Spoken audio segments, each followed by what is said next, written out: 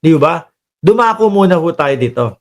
Diskaya, mga kababayan. Naalala nyo ho, mga top contractor, ewan ko lang kung yung mga diskaya na nakalaban po ni Vico Soto ay nandoon po sa top 15 na namataan ni Pangulong Bongbong Marcos. Dahil po siyam na kanilang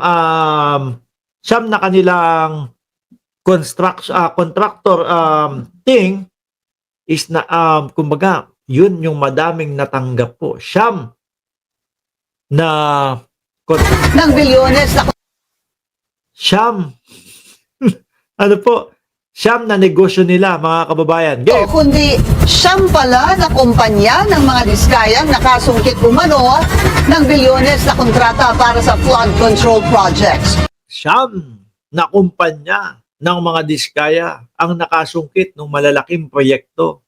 Sabi ni Marian, Mark, parang nabanggit yan ni Vico, yung sa diskaya na yan. Ito nga ho.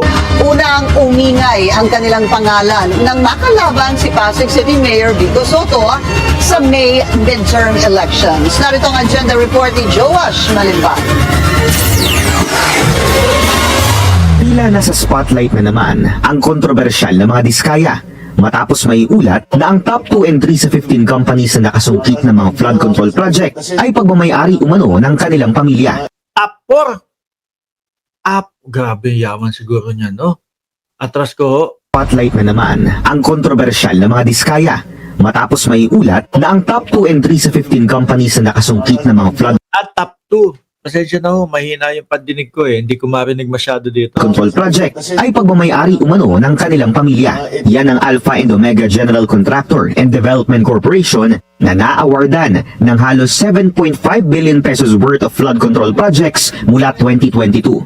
At ang St. Timothy Construction Corporation na naka-corner ng 7.3 billion pesos Ibig sabihin, 15.5 billion. Yung dalawa pa lang. worth of contracts. Sa labas ng top 15 companies na inilahad ni PBBM, matatanda ang pagmamayari rin ng mga diskaya ang St. Gerard Construction na base sa sumbong sa Pangulo website nakatanggap din ng 2.3 billion pesos 15.5 plus 2.3, ilan na? 17.8 billion na. worth of contracts sa flood control. Kung susumahin ang kinita ng tatlong kumpanya, aabot sa 10.1 billion. 17.1 billion pesos ang natanggap ng mga diskaya mula sa pamahalaan. Ang mag-asawang Sara at Curly Diskaya ang may-ari ng St. Timothy Construction Corporation. Lumaban at natalo si Sara sa pagkaalkalde ng Pasig. Ano sabi ni Ma'am Jing, sabi ni Jing Cruz, malaki daw kasi ang utang sa tax ni Diskaya sa Pasig, kaya tumakbong mayor. Ano po ang ibig sabihin niyan? Iwa-wash out nila yung utang na tax nila kapag ka nanalo silang mayor? Tama ho ba? Pagkakaintindi ko? Nitong nakaraang midterm elections. Post sa social media ng dating kalaban sa pwesto ng mga diskaya na si Pasig City Mayor Vico Soto, tila hindi lang tatlo ang kumpanyang hawak ng mga diskaya. Base sa calling cards na ito, at least 9 na kumpanya ang konektado sa pamilya. Bukod sa naunang tatlo, pagmamayari rin daw ng mga diskaya ang St. Matthew General Contractor and Development Corporation, Great Pacific Builders and General Contractor, YPR General Contractor and Construction Supply, Amethyst Horizon Builders, Waymaker OPC, at ang Elite General Contractor. Grabe, ang dami siyam. No? Sabi ni Shiro Kansaki, Bilyar 2.0 ang Diskaya. And Development Corporation. Sa Facebook post ni Mayor Vico Soto, malalaman kung sino ang mga namayagpag ng mga kontraktor at mukhang iisa lamang ang may-ari. Namayagpag sila noong nakaraang administrasyon hanggang ngayon.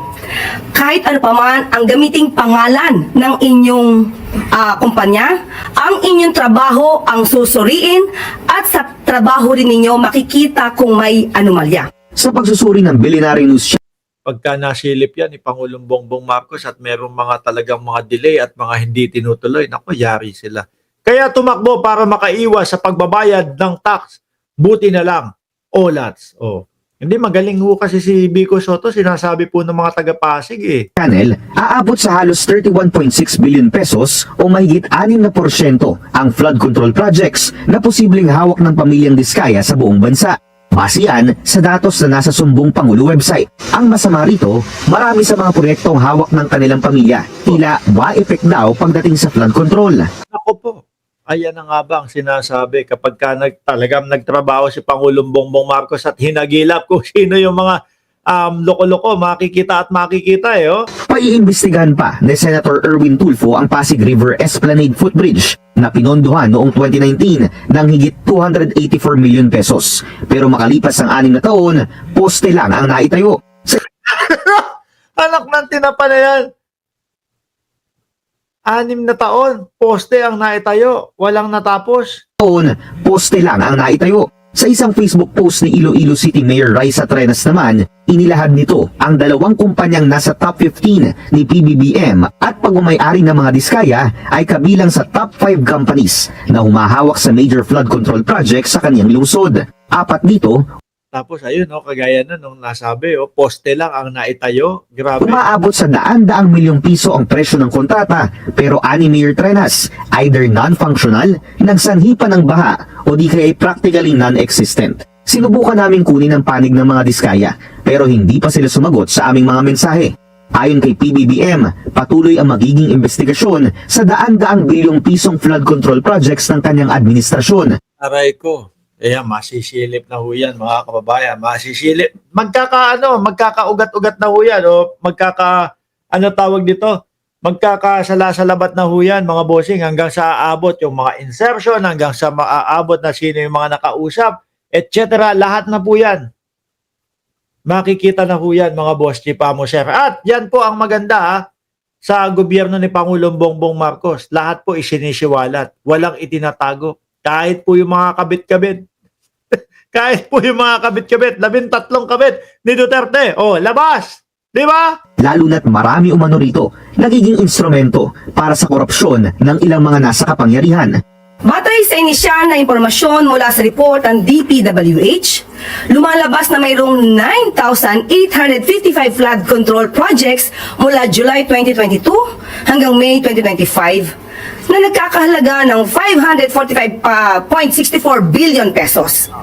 Sa nasabing bilang, 6,021 dito ay may project cost na mahigit 350 billion pesos na wala Dami. Ano yan? Lahat sa diskaya? specific na sinasabi kung anong klase ng flood control structures ang ipinatayo, inayos o nirehabilitate. Paghihikayat ng palasyo sa mga LGU at mga mamamayan, i-report sa kanilang website ang mga anomalya sa flood control projects sa kanilang mga lokalidad. Para sa agenda, Grabe, mukhang ito mga masasampulan. Ano ho? Sabi ni Antonio Ordales, plan magnanakaw sa gobyerno ni PBBM. Yari kayo ngayon. Hindi, nakita nyo naman yung una kong ipinakita, mga bossing. Di ba?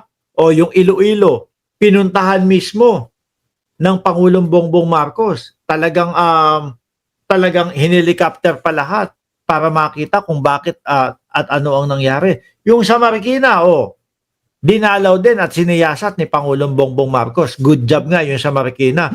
Dahil talaga, mga bossing, doon sa Marikina, talaga pong, ay nako, konting ulan lang ho, mga kababayan. Basta, sakop yung Rizal, sakop po yung mga buso-buso, sakop po yung Antipolo na ulanan.